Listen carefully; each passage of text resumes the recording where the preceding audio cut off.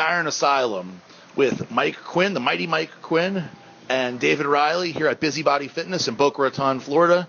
And we're now showing the guys in the gym doing a back workout. This is some off-season back training. And let's start with Mike. Mike, first of all, how did you and David hook up? I met David here in January, and actually David knew me when I was, when he was a kid growing up. That's when I was big in the field, and he trains like I used to train, like poundage-wise and intensity. It's identical to when I was younger. So we hooked up, and he's been killing me ever since.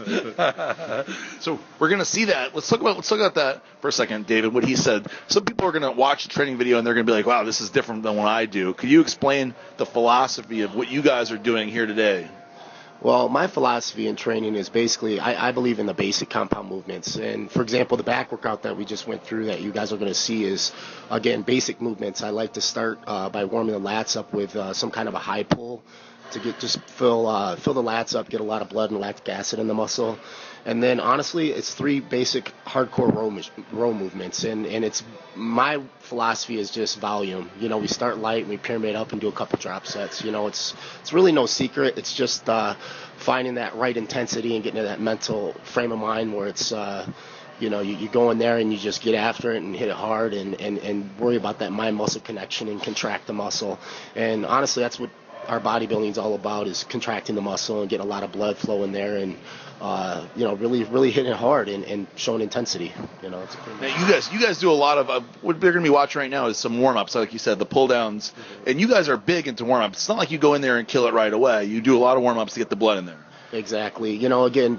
Before you can start with really heavy weight, I believe you have to learn how to elongate and contract the muscle, so that's why we do a lot of pre-exhaust movements, to get a lot of lactic acid and blood in there. And, again, it's also, we want to preserve our bodies as well, so we don't want to jump into ridiculous weights, and, get injured and whatnot, so we can't train and get better. So, again, it's warming the joints, warming the tendons up, and getting that mind-muscle connection going on. And then after that, when we feel good, and then a lot of it is listening to your body, because there's certain days, obviously, we're going to be a little bit stronger than others, and, you got to listen to your body. That's why training with Mike, we kind of got the same mental attitude when it comes to training. We get in there and get after it. So, I guess we work hand in hand good together as far as training partners. So let's talk about, Mike, when you guys force reps. So one of the things people are going to see after you guys warm up is that you guys are, and you specifically, are a big believer in forcing reps and going way past failure.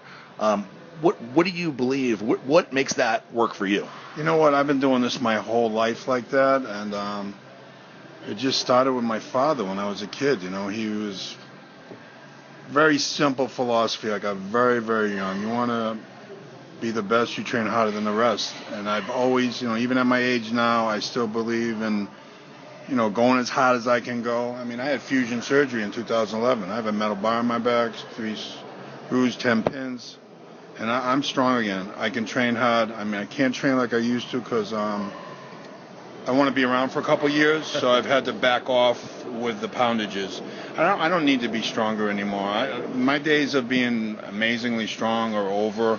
I'm just happy to be able to train hard, high-intensity workouts again. I mean, honestly, I don't see it anymore. I just really don't see it anywhere anymore. We're at a gym where everybody stops and just looks at us like we're Martians, It's like, what are they doing? But we're in the zone. When you guys, and that is, you make a good point. When people out there are watching this video, they're going to see that you guys really train balls to the wall. And I'm in here every day, so I see you guys doing this, killing it every day. So this is a normal workout. Why do you think guys these days, pros and amateurs, don't train like that anymore? I'm going to be totally honest with you, and I've watched it happen over the last 20 years. It's all become about the drugs, plain and simple. It's all become about the drugs. It's not about training anymore. Listen, bodybuilding was pretty much over in the mid-90s. I mean, all my friends then, everything training was all about was training first, nutrition was second, and, the drugs were third. That has changed so much over 20 years. Now it's the drugs first. They don't even have to diet because they're taking so much drugs. They got to eat a shitload of calories or they're not going to grow. Do you think that's because of the internet? Because now back in the day, you'd have to know people like you to get any kind of information, and now a kid can get the information. Well, back in the day, I was like pretty much ostracized because I was so willing to tell people I took drugs. I mean, they were looking. In my day, they were saying, Lee Haney was saying, and I love him, he's my friend, but he could not say in an interview that he took steroids. He had to deny it. Right. And I never did, So I don't think there was enough guys talking about it in my era. And you're right, with the internet now, and you know what's happened? It's basic science. We're coming to find out that, full contact guys at a high professional level are doing something for recovery. Doesn't make them fucking steroid freaks or whatever they want to say it. But you know what? You listen to NFL guys, after they play a game on Sunday, they can't even get out of bed on Monday. So if these full contact fighters, they need to be on something for recovery. But you know what? This is the problem. The biggest problem I see is you got young kids, like kids in high school, shouldn't take anything, but they are looking at all the controversy, especially with Lance Armstrong, and these kids actually have it in their mind that they're going to have to take drugs to be anything. They don't even learn how to train right and eat right, and those are the two fundamentals that you should be right out of the gate with. Do you see anybody doing that anymore? No. You're right, it's the internet and all the bad, wrong stuff, information on the internet. People that are so-called gurus that have no background in biochemistry are actually telling people, what to do chemically. And you see these people that are talking about this, and I see these guys that train other people, they don't even have physiques. They have no practical experience. I don't respect somebody that doesn't have a body, hasn't been on stage before, or actually has practical experience, at least 20 years. You don't see that anywhere now. Everybody's a so-called expert. Let me ask you, Dave, for the training, how important, when you were by yourself, before you met Mike over here, were you training the same way, with this level of intensity? And obviously you can't really do it on your own. Oh, yeah. Honestly, my intensity was actually even more extreme at one time when I was younger. Again, I think my training was based on my athletics. I was a former wrestler as well as football player, so at the higher levels of college and pro level. So I trained with a lot of Olympic athletes, some of the biggest names in wrestling ever, so I got a big fun background in that. I was powerlifting, strength training, cardio, athlete, So if you were doing pump workouts, it wouldn't feel like you're working out. Exactly. The workouts where I was bodybuilding and being an extreme athlete too at the same time. There was a lot of days that, I'd run 5 miles in the morning, do 2 wrestling practices, lift weights at nighttime, close the gym myself, be up until 12 o'clock at night, training by myself or with, one of my wrestling coaches that was an alternate Olympic team. So, still am a big fan of him. He's still got it. He's over 50 years old and he's still kicking ass, So, he's got my respect and, and as far as myself, I definitely had ups and downs in this sport, get injured here and there. But, I know if I time it right with myself, I can be a top contender as well. So, that's what I'm trying to achieve myself as well. So, Mike, when will we see you back on stage? Or what's the plan with getting back on stage? The plan is not to get injured again. I tore my right quad in October. I just re-injured it 5 weeks ago. So it's going to be August 10th for sure, Tampa Pro. I'm backing off just a little bit, keeping a high intensity, but I got to stop trying to keep up with him. Yeah. I can't help it, man. He starts throwing the big weights on, and I'm like, oh sure, I can do this. But you know what? I can't no more. I just need to be in shape. I'd like to get a couple years of being in condition. I don't know if they're ever going to do the Masters again. But you know what? To be honest with you, I don't care about competing.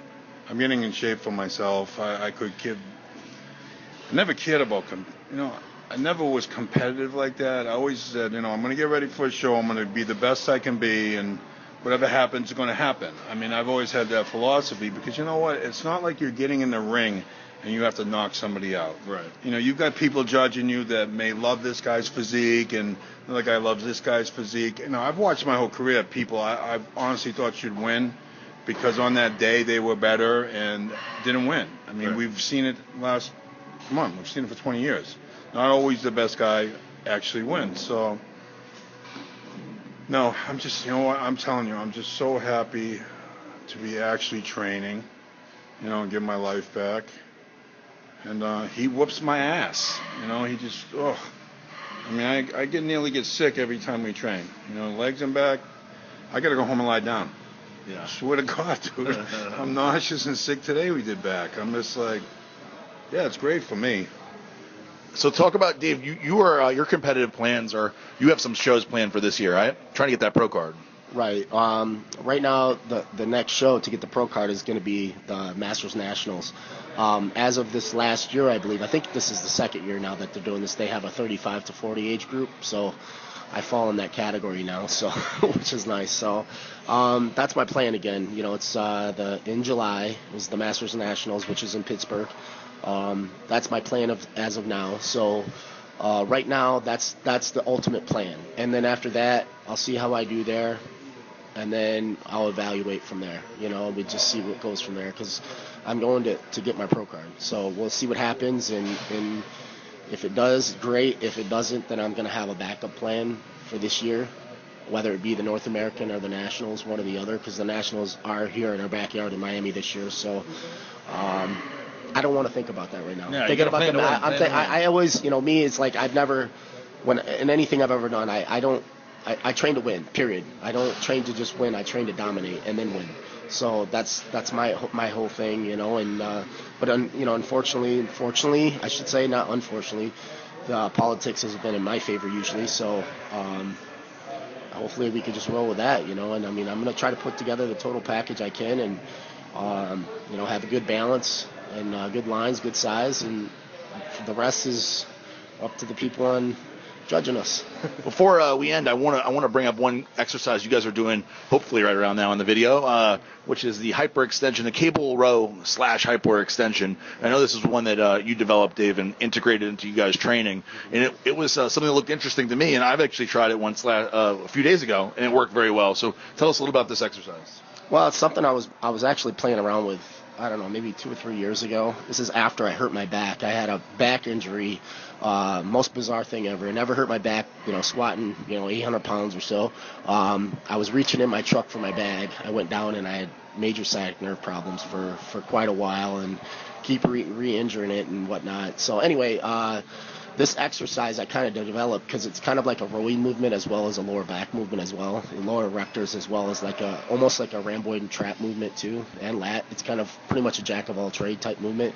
But the whole philosophy is to really get a good stretch with the lats and then get the elbows back and high as possible because you get the most contraction. And using the rope, you get the full range of motion too, rather than using like a bar or anything that kind of stops your range of motion. And then, try to get about 12 to 15 reps, give or take a rep or two, of slow, controlled, contracted movements. And then we drop the weight as far as the cable stack, and then we just go into a hyperextension movement to basically cash off the lower back. Again, it's not a fast, belligerent movement. It's more of a mind muscle. By this time right now, we're pretty much tired. So it's more of a feel movement, and contracting movement. So again, 3-4 sets tops. It's about all we got in us left, after doing all the rows and all that stuff. So, and I think it really helps put detail in your back, as far as when you're getting ready for the shows. It really helps, make all the muscles pop in your back when you're doing your back shots. So you get a little bit harder, a little bit more vascular and separation back there. So it's something I tried a while back ago, and I felt it. And, it wasn't a belligerent movement. So it kind of it takes a little toll off your body too at the same time, as well as being effective. As far as Mike's over here laughing. He's laughing, Yeah, but man, because I'm always nauseous and sick by the time we get there. Never fails. By the time we get to this exercise, I'm nauseous.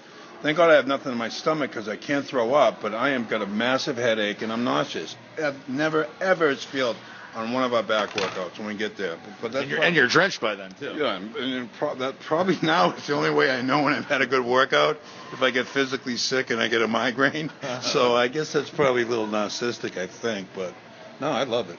Any final words, Mike? I don't know. You know what? I've always been believe in high intensity and training like an animal, and we leave it in the gym, man. This is old school. I think people need to go back to being old school. It's like being an athlete. I feel like an athlete. You know, I'm not just some pumper. You know, I'm a true athlete, and honestly, in my prime, I never seen anybody train harder than me. Yeah. You know, and I didn't care. That's why I didn't care if people beat me, because if you didn't beat me in the gym, how are you beating me on stage? Right. You know, we don't have that anymore. Right. It's all too cosmetic. Well, I have a feeling everybody out there is going to really enjoy this video, so I'm sure everybody will be harassing me to get back in the gym with these two guys. So for Mighty Mike Quinn, David Riley, Aaron Singerman, RX Muscle Club.